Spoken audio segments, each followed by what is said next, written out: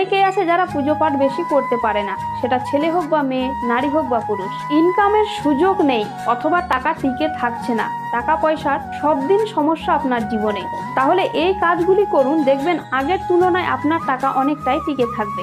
দেখুন, আমাদের কুণ্ডলীর মধ্যে নবগ্রহ বসে থাকে, আর সেই গ্রহর কারণে আমাদেরকে আর্থিক উন্নতি বা অবনতি দিয়ে থাকে। তাই আপনি যদি এই নবগ্রহর মন্ত্রগুলো রোজ পাঠ করতে পারেন, যদি পাঠ না করতে পারেন তাহলে মোবাইলে শুনতে পারেন, তাহলে আপনার আর্থিক উন্নতি ঠিক থাকবে। সূর্যের মন্ত্র ওম হ্রাং হ্রিং হোং সূর্যায় নমঃ। চন্দ্রের ওম শ্রাং শ্রিং শ্রং চন্দ্রায় নমঃ। মঙ্গলের ওম ত্রাং ত্রিং ত্রং মঙ্গলায় নমঃ। বুধের ওম ব্রাং ব্রিং ব্রং বুধায় নমঃ।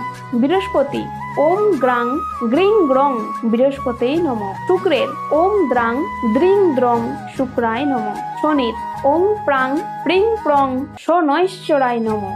রাহুর ওম হ্রাং ভ্রিং ভ্রং রাহুবেই নমঃ। এবং সবশেষে কেতু ওম সাং সিং টং কেতুবেই নমঃ। এই মন্ত্রগুলি আপনি প্রতিদিন শুনুন বা পাঠ করুন, দেখবেন আর্থিক সমস্যা ধীরে ধীরে অবশ্যই ঠিক হয়ে যাবে।